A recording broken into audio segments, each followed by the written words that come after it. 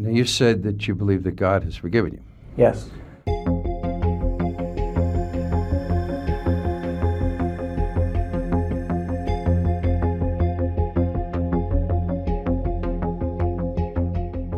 Do you still keep in touch with your dad? Yes. Without getting too personal, how's he doing? He's doing fine. But he asked me not to talk about him. I understand. That's what I said. Safeguard his privacy and privacy of his family. Okay. In terms of the correspondence you carry on with different people and different ministry people and so on and so forth, what's your mail flow like around here? And I don't mean recently. It's been a lot. I don't make a big deal of it. I just consider it as part of my life now, part of it, in a sense, part of my ministry. I get letters from people from all walks of life. Most people are sincere. Some are having, very serious problems.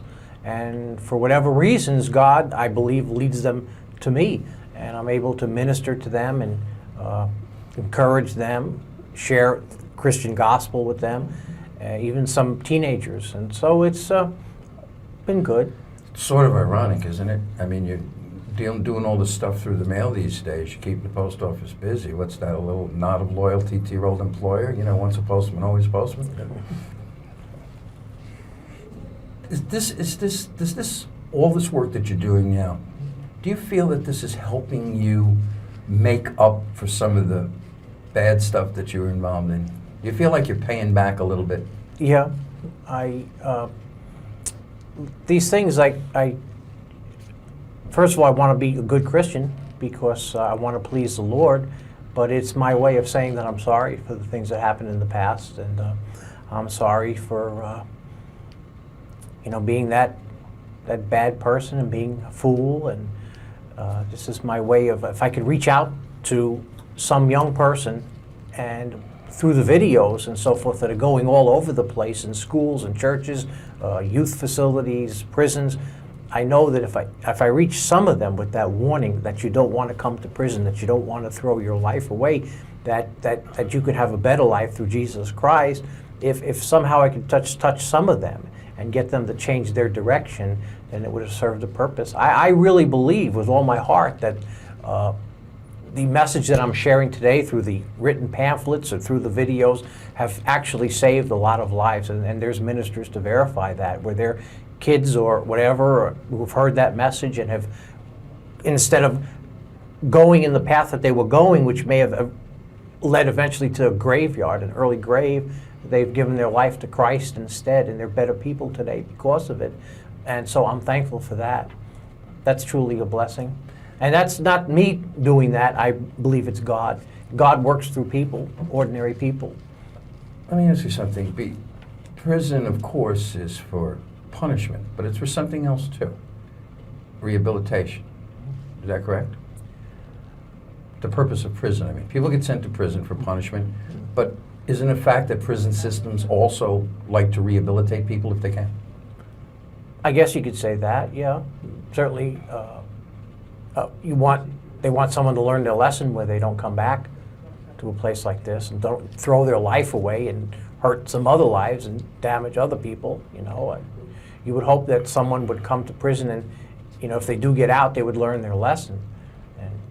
But I feel that for what I see more than that is prison is a place of reflection and self-examination where a man is forced to come to terms with himself.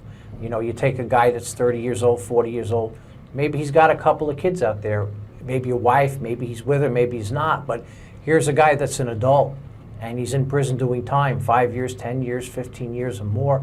There has to, it's like a point of reality where you got to face yourself and say, "Man, what am I doing with my life? What am I doing? Where am I going? What's my goal? What's my direction?"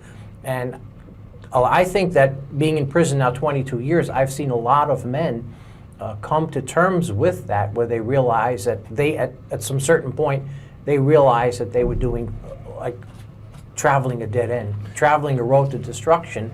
And that's where, in here, the chapel has been such a blessing, where we have a chaplain that, ministers to the men, and we have a place where guys go for nurturing and encouragement. Do you, speaking of punishment, I mean, the death penalty wasn't in effect in New York when all of the 44 incidents went down. You know, if you, even for your role in it, how would you have felt if the death penalty was still around then, or was around then? Did you care at that point? There was a time when I had given up hope. I feel so far under satanic power and satanic control that I didn't care. I was more like a robot than a person. There was a time in my life when I feel that I was just utterly under a powerful influence that was destructive, and I didn't care if it was a point where I didn't care if I lived or died. How did these people get such control over you?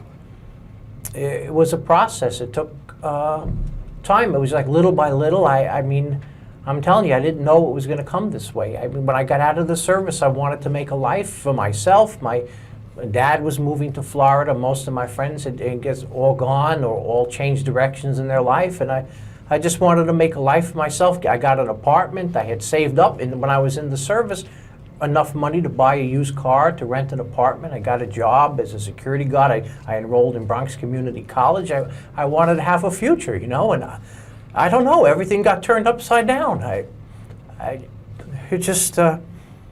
had good goals, and I just fell into under some kind of powerful influence. I mean, No. You were a middle class guy. Yeah. Middle class. Family's middle class, you were middle class. Now, based on what I understand, there were some people involved in this circle, if you will. There were some money people. Yeah. There were some influential people, high rollers. So you saw some of the high life, so to speak, right? I mean, do you think that had some of it too? You say, wow, these rich people are out doing this, so it can't be all that bad? I don't know. I just kind of fell into the flow of things, and I never really looked at it or analyzed that of their lifestyle. Yeah, but you Just would. accepted it. I Is mean, it I didn't really want that. See, to me, I was always content. Money or that kind of thing never really impressed me. I was just content to maybe have a job, raise a family, live in the suburbs one day. That was my goals in life. Wasn't to be a millionaire or ride around in a big car. And those material things just never really impressed me. There were people that had that, and you know, I just didn't think one way or the other. Okay, that's what I was getting at, because if I recall correctly, you were at parties in the Hamptons and in Greenwich, Yeah. Connecticut, and some big places in Manhattan and Westchester County, and you saw some of these people with Yeah. some bucks. I mean, I was trying to find out if that was part of the thing that helped entice you into this, saying, wow, these people are into this, and look at all they got. No, I was just mainly a tag-along guy, and just didn't really get impressed with that. All right. This is a very valid issue. This we've talked about in the past, and this is that there was a great deal made of the fact that in around Mother's Day of 1975, you finally found your natural mother. Yes. And there was one psychiatrist in particular who would later say that this is what pushed Berkowitz over the edge. He was so filled with rage because he had met his natural mother and she was a disappointment, et cetera, et cetera. Would you respond to that? Yeah, I did find my natural mother. It was something that I just had in my heart to do. I had come across some literature from the Adoptees' Liberty movement, and this was back in early 75 or somewhere around 74. And I just suddenly had this urge to go see if I can possibly find my natural parents, because I was always curious. It was always like a driving thing. And to make a long story short, I did meet, as you said, it was in 75. I even lost track of the time. I did meet my natural mother, and she turned out to be a very nice person. And we got along really good, typical Jewish mother. And I found out I had a half-sister, and we really kind of hit it off pretty good. I started to go over to their house all the time. I was out in where my sister lived in Queens. She's long since moved away. My mom lived out in Brooklyn just briefly, and then moved to Long Island, to Long Beach. And I was over at her house a number of times. We had a fine relationship, and she used to cook meals, and it was totally false that I had any rage or animosity towards her. that was, I feel that at that time with that psychologist, he was mainly, and this is not a criticism, but look, just looking back, he was mainly interested in fitting me into these different molds that he already had. As a Freudian psychologist, he had these certain molds you have to go into. It always reverts back to the childhood, the mother, a bad relationship. But that was completely false.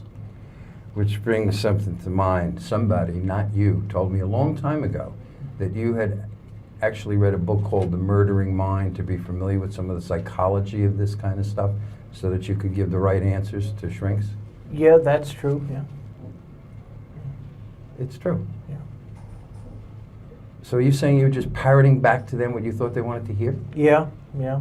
But there was a whole reason for that too. It's such a long story. It was that McGraw-Hill thing with Mr. Klausner and all the stuff that resulted from that. I had felt really betrayed by the attorneys, and it's no big deal. At that time, I was in a really depressed frame of mind, just coming into prison and, just facing everything. It was just so overwhelming. And then when I found out that the attorneys that represented me were working out a deal to write a book with this guy, and eventually a book was published by McGraw-Hill, which I think it didn't do well. It kind of bombed. But anyway, at that time when I found out that was coming out, I contacted Mr. Abrahamson, Dr. Abrahamson, and kind of pretty much told him what he wanted to hear, and that was foolish. I mean, at the time, I was just handling everything the wrong way. And at that time, I was, depressed and suicidal in prison, and I just. At that time, were you still involved in the occult? I used to practice in the very beginning, like rituals in my cell and everything. It was stupid. It was stupid. Yeah, we're talking about that, not now. Yeah, I know, I'm but it was about just, that. yeah, it was, yeah. So when you first came to prison and for a period of time, you were actually doing your own private rituals in your cell? Briefly, yeah. Yeah. And, I just, I was locked into a certain way of thinking. It's just impossible to explain, and I really hesitate to talk about it because sometimes it's just so taken out of context and misunderstood. But I was just into a type of thinking which I believe that later on in life, Christ had completely set me free from. And if it wasn't for my faith in Christ, if it wasn't for that other inmate reaching out to me one day and beginning to share his faith with me and bring me along that path, I probably would be just a miserable, lonely individual now, just caught up in my own world. Or in the ground? Or in the, I believe God spared my life. I don't know why. There's so many times when I'm talking to the Lord when I say my prayers, I say, why, God? Why did you spare my life?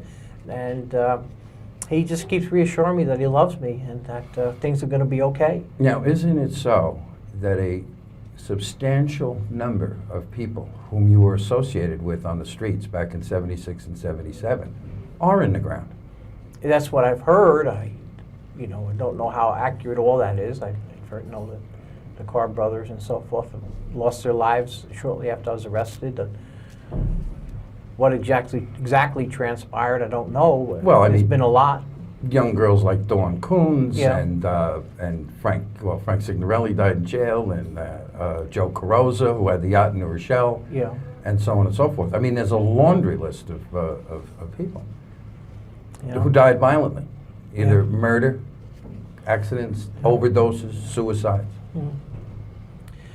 That's what happens when. This is why I try so fervently to reach people with the gospel, because I know what Satan can do to a person. Satan can utterly destroy a human life, and just as the Bible says that Satan comes to steal, kill, and destroy, but that Christ comes to give an abundant life. And if people dabble in things, if they follow that path that I was on, eventually they can end up destroying themselves, because there are powers behind the scenes. I know many people say, "Oh, bah humbug, I don't believe that stuff." Well, it's true whether people believe it or not. It's reality. There are powers, entities that people get involved with that could twist a person's mind, ultimately destroy that person's life. Do you remember Jimmy Kahn? Not the actor. Yes. The one who lived in your building. Yeah. After you got arrested, Kahn went up to his job trying to get a gun because he said people were now after him. Now, Kahn was involved in this case, at least in terms of Untermeyer Park, not at crime scenes. And he drove that yellow VW once in a while. Well, Kahn is the latest one. I don't know if you're aware of this, but Kahn committed suicide around last Thanksgiving. So, for the record, it's up to, that we know of, about 21 people who were associates of yours in one way or another on the wrong side of this case have died since your arrest. And only one of them, whose name we know, Mr. D, died of natural causes, and he was elderly. All the others were young and unnatural causes. Does that say anything to you about all this? Yeah, that the devil means business. It doesn't play. That's what I've been sharing in my testimony time and time again, that the devil does not play. And person follows him or serves him, they're throwing their life away. They don't know what they're getting into. What could start out as dabbling could ultimately lead to total possession. I've seen it in the past. I know what happened to me. And I hesitate to share these things in the public because it just sounds so unbelievable. People really can't accept that. They don't really understand, or my words get twisted. It's been a real uphill battle to even share. But mainly today, I just see that my calling in life, what I feel is my calling, is to share the good news of Jesus Christ and to reach as many with that message of hope as possible. I mean, even in other countries today, you know, the videos are going into the Philippines, into Russia. They're translated in different languages, Romania. And I mean, I have to look at that and say, well, I can't do anything about the past. I made wrong choices. I did foolish things. I threw my life away. I hurt other people and destroyed their lives, and I'm sorry for that. I can't change the past anymore. If I only knew what I was getting into at the beginning, as I said, I would have just ran away. But rejoin the army. Yeah. That would have, even to that. As I said, when I left the service, I was all ready to begin a new life. I had bought an expensive stereo system, a Sansui stereo system overseas, where the rates were cheap. I had it shipped to the United States. I got my own apartment, my own car. I saved up money when I was in the service. I enrolled in the Bronx Community College. I got a part-time job. I was going to school under the GI Bill. I thought I had a future, you know, and then everything just flipped around. I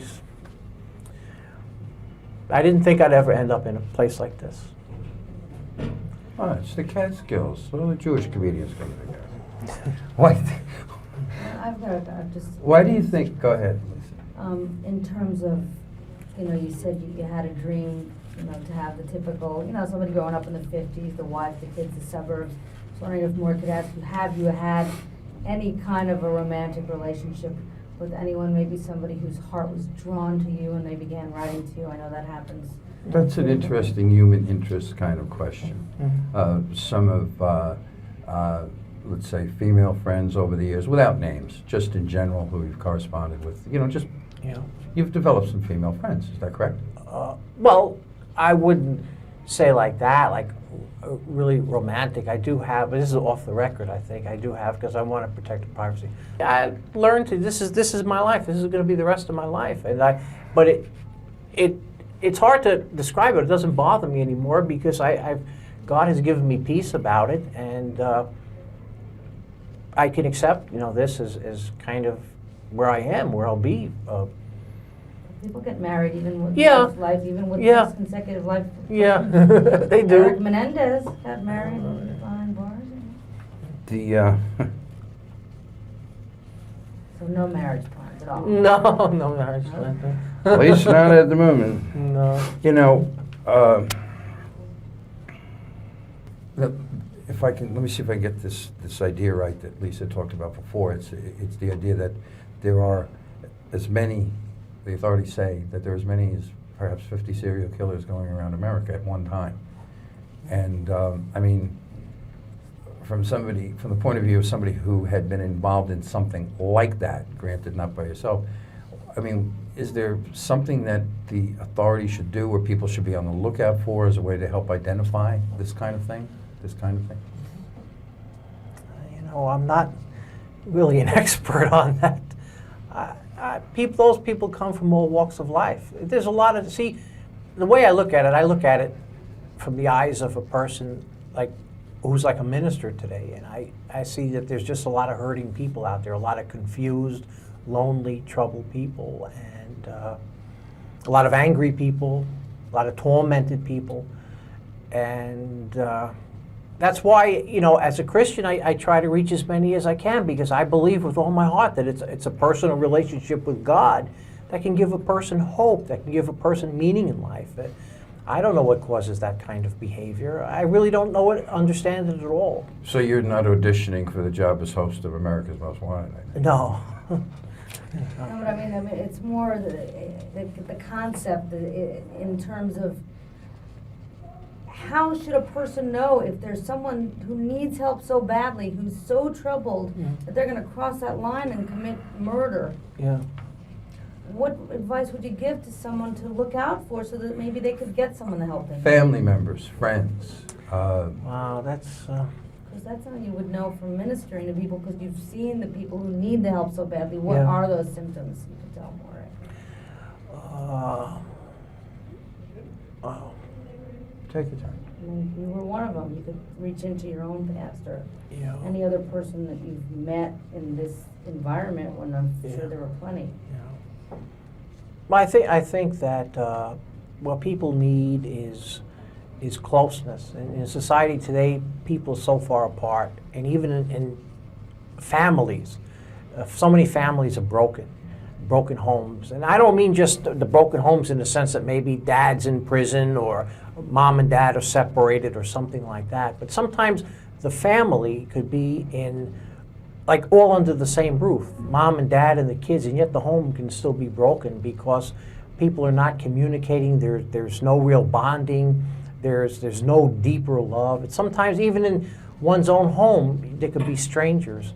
I think it's so important for people to communicate and to spend time with one another in a family unit as much as possible.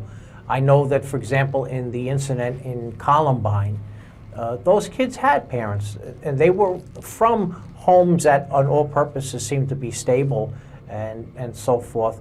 And yet, some ways you look at that, and yet there was, within the home, there was a broken relationship. And it seemed like those parents really didn't have an understanding of how far into, let's say, just use the word evil, those kids had fallen. And the parents seem to be, from what I understand, just kind of oblivious to that. My heart goes out to them, because I'm sure they must be struggling with that very much, asking themselves a lot of questions, why? But I can see that there's a need for people to be closer and to know one another better. So what signs then would those parents have seen? That's what is it that you would see in someone that would say to you, aha, the light bulb goes off on top of your head. That person's about to blow up the high school, or that person's about to, shoot people. What is it that you would recognize in another human being that would tip you off so that you could say, Jesus, I've got to help this person? That's the kind of thing I'm just curious about. Okay. Well, I think that sometimes with, like, let's say teenagers or young adults, there's an obsession with death. There's a sense of loneliness, a sense of hopelessness, a sense of despair. I think that a person that's going through some kind of self-destructive or destructive thoughts kind of isolates themselves from others. And if a person's in a home with somebody, they see them becoming detached, remote, aloof, there's maybe a time to just kind of reach out there. It's like, hey, what's going on with your life? I see you're struggling with something. What's on your mind? Let's share. Let's open up a little bit. A lot of times, people just need someone to really talk to, someone to spend time with them, a friend or a family member that's going to stick close with them. And when these things are not there, people it's so easy to get into their own frame of mind, and their world becomes real small. and they don't see the whole picture. They begin to just dwell on their own problems, their own anger, their own frustrations in life, and those things begin to percolate inside of a person, build up, and next thing you know, you have some kind of rage, anger, something like that. I see that people need to know that there's a God, that cares about them, that there's a God that has a place in life for them. I think in here, I know a lot of guys feel very maybe insignificant in the world or so forth, but I don't see myself that way anymore. I see myself as a person who has a purpose in life. I get up in the morning with a sense of purpose as a Christian. Well, I'm going to do the best I can to share with somebody today, to reach out to somebody today, to encourage them. Without those things, I just don't see how people can make it in this world. People try to lose themselves in all kinds of things. And when a person begins to become aloof, that's usually a sign that they're going through something. Well, don't you think people withdraw too? I mean, there's different forms of withdrawal. I mean, you can withdraw into TV, into the internet, into drugs, into alcohol. Yeah. I mean, not in here. Nobody here's on drugs, alcohol, or on the internet, and they're certainly not watching too much TV. I don't think. It's just another one of the things of the case, how myths travel on and on about this brown-haired girls and all that. Was there anything to that? No. Okay. And I just, in terms of just reaching back to your lowest point, because you've come so far from so low, if you could Thank you. try to talk a little bit of just comparing how you felt, if you could just reach into your heart and try to talk a little bit about feeling like you were in the depths of that moment where suicide was clearly something that would have been an option. Right now, it's the last thing that you would consider because you have a purpose, and I'd love you to... That's. I think that's a very reasonable question too, Dave. That's one we tried earlier and you didn't want to talk about. I just asked you if you could contrast or compare the David Berkowitz of 1977 to the David Berkowitz today. The difference. The David Berkowitz of the past was a very guy living without any hope, and was a very troubled and tormented person. I believe that I was demon possessed, and the reason is because I allowed Satan to enter into me, and through rituals and incantations and other stupid things. I look back at that and say, man, that was garbage. I was an idiot to even do those things, but I didn't think it was going to end in destruction of others and even throwing my own life away. But today, thanks to Christ, today I'm living with hope. I know that God has forgiven me, even though others may never forgive me, and I have peace with God. I have peace with myself. I have joy. I have a future, and I believe that Christ is coming soon, and one day I'm going to be with Him. One day, that's one of the tenets of the Christian faith, is that Christ will come again. And when that happens, in an instant of an eye, I'll be up in heaven with Him. And that's a hope that millions of Christians have. I live with that hope, and I face the future looking forward to being the best I can be as a person, and trying to touch as many lives as possible, trying to reach out to as many as possible in the time I have left, however long that may be. Now, you said that you believe that God has forgiven you. Yes. But have you been able to forgive yourself, or is that something you'll never be able to do? There was a long time of struggle where I couldn't forgive myself. And I went through a lot of pain during that time period. But one day a minister was preaching a sermon from the book of Micah, the prophet, and he talked about God taking all your sins and throwing them into the sea of forgetfulness, never to be remembered anymore. And as he was speaking, I felt like God's Spirit, I know it's a hard thing to understand, but I kind of sensed God's Spirit just kind of bloom in me in that moment where I felt God was reaching out to me and saying, David, your sins are forgiven. David, I've completely forgiven you. I love you. I want you to know that. And right then and there, it's like a light went off inside me. And I knew from that moment that my sins were completely forgiven. They were forgiven the moment I came to Christ, but it took me a number of years before I was finally able to realize the need to just forgive myself and to let go. And that's what I try to do today, is just let go of the past as much as possible. I hate talking about it. I hate dwelling on it. It's like another life that I don't even recognize anymore. Now, you were talking about forgiveness in a spiritual sense, Yes. but I don't think that you're implying, or are you, that the rest of society should just say, okay, no harm, no foul. No, not at all. I mean, I committed serious crimes. I deserve to be in prison for the rest of my life. I recognize that. I know that people will never forgive me. That's okay. That's normal, you know. But still, my life goes on.